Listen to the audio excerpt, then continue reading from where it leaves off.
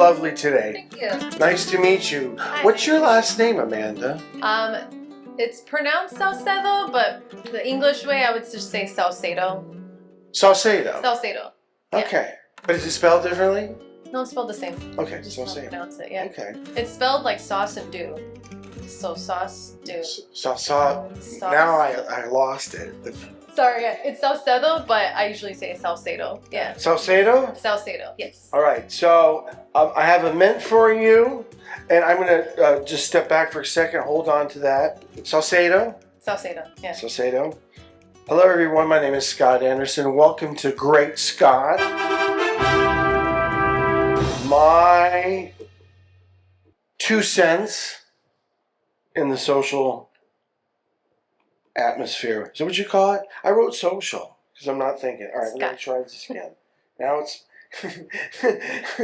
This is not going well. I should practice this part too. Right. That's the name of the show. You're on Great Scott. We're on Great Scott today with Amanda, who happens to be my next door neighbor. Yes. Working in 2 ways, and I'm going to let her correct me if I'm wrong. The first way I met you is through Megasaurus Media. Megasaur Media, yeah. Megasaur. Yes. Megasaur, like an eagle soaring. Yeah, Megasaur, like dinosaur. Megasaur Media. And what's your role there? So I'm the education director and producer there. Education director and the producer. And what does the education and producer do? What do each of those titles? What are your responsibilities? Yes. So Megasaur has been established 2020 COVID times. Yeah. Baby. Yes. Yeah. And Josh Romero, who's the creative director there, he founded it. He was doing traditional video production services. Sure. We both had been in the teaching space for many years as well, arts education. And so in 2021, I believe, he was already doing college internships, and I came in and was like, I think we could do something here. We can do high school programming. And so I basically brought in our After School Matters partner, and I started overseeing all the education work Megasaur has between college internships, high school opportunities, youth programs, in-school residencies, things like that. And then, yeah, our youth make social impact documentaries, so I help them produce that and get it out to film festivals. Yeah, spread the word. Right. So I should know more, but I did have the lovely opportunity to watch one of your graduations. So you have a lot of things going on in there too. So you're there as Megasaur Media, but you're here today also because you started a nonprofit called Cazimi Arts, yes? Yes, yes. So we're going to get to that second, but we're going to switch back to this. You teach film to young people, how to go out and make money. Basically, that's what I saw. Am I correct or incorrect? Yeah, I would say, our high school program is called Film, Art, and Marketing. Okay, okay, right. But we also teach a lot of entrepreneurship skills. And so since Megasaur Media is its own video production entity, our creative director, Josh, he'll do a lot of TED Talks, I jokingly say, Sure. But it really is showing them, like, hey, Yes. if this is a career you want to do, it's possible. Yes. This is how you market yourself, your brand. That's what I saw when I came over there. I saw that from both of you. Yeah. Right, and that comes from experience and authority. Oh, yeah. And that's really important. I haven't had as much experience as you have, but when I opened this place, I first met a young man named Rhymester, and then he introduced me to all these other young people. But then I didn't know what I was doing, but I had a bunch of young people that gave me their energy and time and like turned it around and taught me how to use this equipment we're using today, right? So it was a nice trade-off. Yeah. I don't know, teaching gives up a lot of your free time, yeah? Yes, it's true. Yeah. Yeah, so I would say, summer, and people think the world of education, summer is like vacation and downtime, but for us, it's our busiest time. Yeah, right. Because there's so many intensive programs. We've had the youth for 16 hours a week. It's like a part-time job for them, and then we're working X amount of hours outside of that. So yeah, it's a lot, but it is great. At the end of the day, we're being creative. We're helping them get creative. And as I mentioned briefly, once they complete their films, we don't just like end it and move forward. How would someone find you on the web if they wanted to take classes? So I would say Megasaur Media right now is going to have when you go to the website, it has an education tab, and that's where all of our youth programs are. So we're not necessarily like a school or institution. We partner with other Sure. arts education entities like After School Matters or Chicago Public Schools, libraries, and we really partner with them to either go out to parks and libraries or schools and give workshops, or have them come in house where we have all of our professional equipment that they can have access to. They can have access to equipment with people that know the equipment, and then are teaching them how to do it. So I liken it very, very much to taking improv, right? Improv. They can range from 5 to 6 weeks in the summer to 10 to 11 weeks in the fall, spring. And then at the end, what you actually attended, that was like their showcase. It was like a community screening. That's right. I saw two pieces. Yes. They were about 15 minutes long. They were 5. Yeah. I think they were about 15. Yeah, I think the full film was like under 10 minutes or just around. But they were good. Yeah, submit their films into youth film festivals. We try to bring them back and get them on the red carpet. So it's rewarding. Yeah. You mentioned that at that graduation, you have a relationship, I believe, with Roku, and you put together parts and programs, and so everybody, it isn't just learning how to use these toys I shouldn't say toys, learning how to use this professional equipment that used to be so out of reach. Oh, yeah. And now it's in your hands, and you're teaching them how to manipulate and use it in all the correct ways that they will spend the rest of their lives doing. But at a young age, my daughter's learning it too. I didn't learn this stuff until I was 35, and I bought my own camera, and I'm hard-headed. How hard can it be, right? Right. Almost 30 years later, you realize it's not hard. It's art. Yeah. Right. But I digress. So we actually have 3 things. We have Cazimi Arts. Yes. We have Megasaur Media. Yep. But what's the name of your school? Or how would someone find you on the web if they wanted to take classes? So I would say Megasaur Media right now is going to have when you go to the website, it has an education tab, and that's where all of our youth programs are. So we're not necessarily like a school or institution. We partner with other arts education entities like After School Matters or Chicago Public Schools, libraries, and we really partner with them to either go out to parks and libraries. Is a immense skill to have in your pocket as a communicator and artist, but it's just one tool in the big box. But you go to classes, and there's no college, but Second City feels like a college when you go there and take classes, because there's different levels to your education, right? So, but that's different, right? So, but it's not. The reason I say improv is because when I saw your graduates, I saw 2 crews. Audio, visual, editor, producer, art director. You had 8 or 9 roles. Each person was specifically participating in and getting better at least learning how to be on the field with other people. It's really interesting. So I'm sorry if I'm in school, but this workshops. Yeah, workshops. That were good. They featured 2 restaurants in the community that give back. Was that from HBC, those restaurants? One of them was, Taco Lan. I just put that together. Yeah, Taco Lan. I remembered that name. Yeah. I remembered that name, They're like a 10-minute walk from here, and then Pizza Lobo over in Logan. They both do a lot of community initiatives and give back and donations and things like that. And we just got word that festival is going to be screening in the parks next month. All right. And it's also going to be in October in New York City at the All-American High School Film Festival. So wow. Yeah.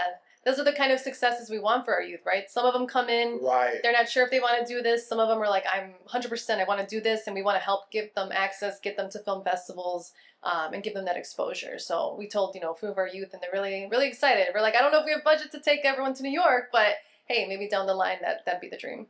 That's really good. Hey, I'm going to pretend like I have ESP, and I'm going to ESP Josh to take a picture of us from outside the studio through the one window that you can see it, and I'm going to see if it works. Yeah. Are you ready? Yes. Hey, Josh. Okay, so what do you? We'll put the website on here as well. But what's the website? Just to hear you say it. Yeah. So it's Megasaur Media.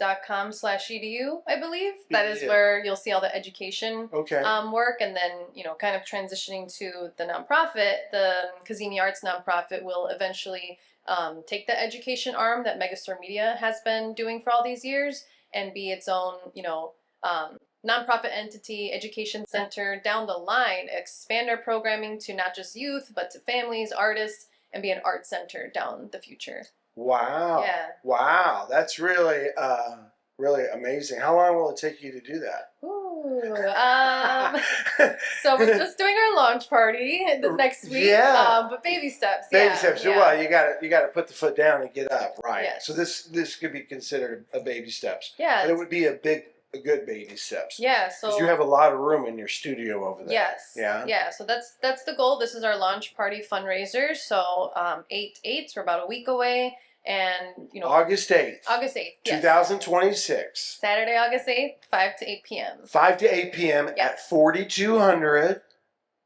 West Diversity. Yes. Right? Chicago, Illinois. 60639. Unit 33. Unit 33. Yes. There you go. Right behind my unit. And Yes. you're next to the parking lot, which is on the east side of this address. Yes. And you can park there. Yep. For free. Yes. And there's street parking. Yep, right on Diversity. And at this fundraiser, we're going to celebrate the beginning of another dream you have. Yes. Can I put it that way? Yeah, yeah. Is that good? Yes, that's Do you want me great. to write that down? Yeah. Alex, you want to write that down? Make a note. And I see artwork, and it says art gallery. Where's the art gallery going to be? In your studio? Inner space, yeah. So, as I've mentioned, aside from the education work we've been doing, I guess another hat I wear, I'm also a professional flamenco dancer. So yes, I was going to get to that, but it's much nicer. And go ahead. Sorry, I interrupted you. Go ahead. It's okay. We can touch base on that later. But I've just been a big art scene person for so long, and so over the past year we've hosted one or two. I called them artist assemblies, where basically we open our doors. For me, it's like we have this space. We want to make it accessible to artists to come and showcase their artwork, or do an open mic, or perform, or do a film screening. So we've done a couple of those. So this is kind of what I want the vibe to kind of be. We'll do a few screenings. We'll have some performances, and then I'll have some artists.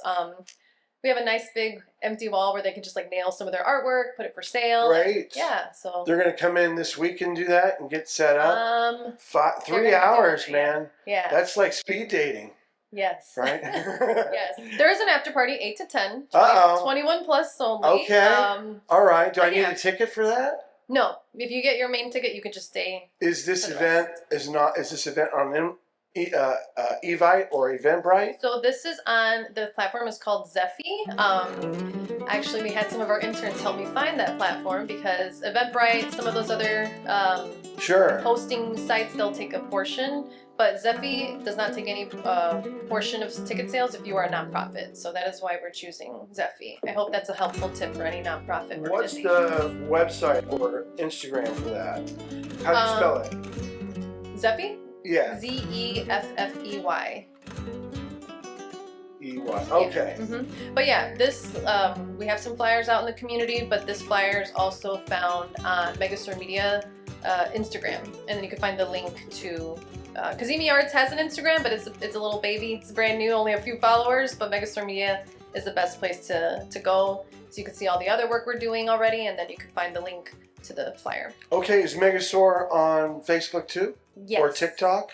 TikTok, we're still growing our TikTok. Sure. We actually have our high school interns help us with that, because they know more than we do. I'm not a TikToker. Yes. No. Yes. No. But yeah, that is a good note. I'm gonna make sure we have it on all our. It's the reason I ask, I started one and I've slowly been touching it, but a friend of mine he's a fireman, so when he wasn't saving people's lives, he was reading, and he told me there's a drip to the reels. So now the reels have become the norm in your conversation.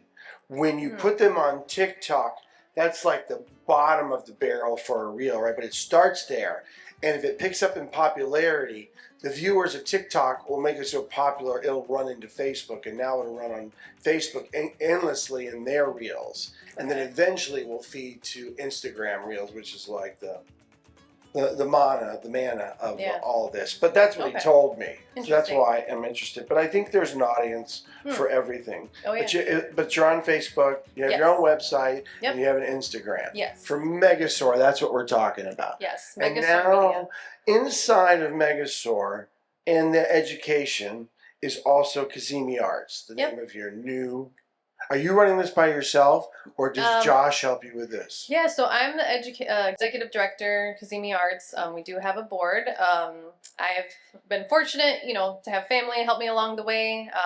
Folks who have a lot of nonprofit experience is really helpful with getting all the paperwork started and all of that. And yes, the Megasaur Media, Josh Romero, definitely we're still partnering together on this endeavor, because even though it will take some time for Cazimi Arts to take the education arm, insurance, and a lot of things. And but for the most part, we're going to be housed under Megasaur and still partnering together. Gotcha. That makes sense. But yeah. Right. Yeah. 3 heads are better than 1. Yes. Right. Definitely. I don't know what that meant. His take brain, your brain, and then the one you create together in the middle. Ooh, yeah. That's what I was thinking. Yeah. I say a lot of. I can't. I'm trying to say obfuscation. I don't know how to put it in the tense I'm talking about, but yeah, I ruin things. Okay, so that's great. A lot of people I've told about this event, they don't know about Workshop 4200. Nobody does. It's this like hidden gem. So if you're curious and want to see what it's all about, I encourage you to come, because again, you're going to see other studios in this space. You're going to see, you know, this space is open to the public during the day. It's a really artsy, groovy space. So yeah, everyone and anyone is welcome. As I mentioned, you know, we are going to actually have some youth who, after the screening, they're going to share a little bit about their their time interning with Megasaur. Students? Yeah, so that's why between 5 and 8, you know, youth, if someone's bringing a kid, that's allowed, but we just ask after 8, you know, 21 plus. Right, so, right. Yeah, okay. I'll make that possible for everyone, and just like, you know, come out. Like, you have your second Friday or third Fridays, you know, like it'd be nice to have something more monthly here so people can, you know, see what it's about. So, been going, Alex? All right. Oh, well. Let's ask a little bit about you, where you're from, and how did you get here, and tell us a little bit as we'll round this out, and then we'll move into your promo. Yeah, definitely. So I am born and raised Chicago gal. Grew up Northwest Side my whole life, Albany Park, Mayfair, Portage Park. Right now I'm in Belmont Cragen, so not too far from here. Our studio's in Hermosa, so yeah, so I've been here my whole life. I have family, you know, all over here. Got into the arts like as soon as kindergarten. It was, you know, thrown into the same dance group that my sisters were in. Continued that through high school. And that's really in college. You know, I continued dancing. I was with a professional company. I was touring nationwide. And you said flamenco dance. Flamenco, yes. Wow. Yes. So that's definitely my what I hold dear to my heart. My first medium of art, I'd say. Yeah. So did a lot of touring. Did a lot of that. When you say touring, did you compete? Do you have ribbons? We didn't compete. No? It was more of a like for performances, like Joffrey Ballet. Yeah. So I was with a professional company. Okay.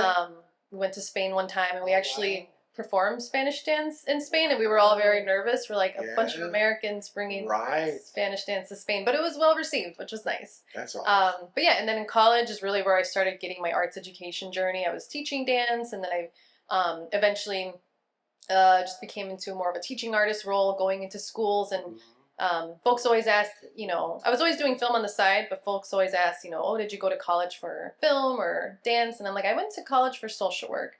And that's really where my bread and butter is, or where it comes out, is that I think arts education is, you know, after school programs is preventative social work. I think you're giving youth, you know, they're not going after school out in the streets or getting into trouble. They're going to an after school program. They're learning how to be creative and use their voice. And so, yeah, that's my passion. And so since then, you know, continued with Megasaur, continued teaching, but arts education, community connection, like that's really where everything's enmeshed. So I've worked in a lot of nonprofits and done a lot of that work. So now, like, so you can see from the inside, yeah, where you want it to look on the outside. Yeah, and so for me, that's really what I want Cazimi Arts to be, is this, you know, community art center hub that anyone can come in and just feel welcome and included, and just like, hey, I can do this. I can be creative. I can use my voice, for good, and that's the And have you developed an Instagram for Cazimi? Cazimi Arts has an Instagram. And it has its own website? Not a website yet. Okay.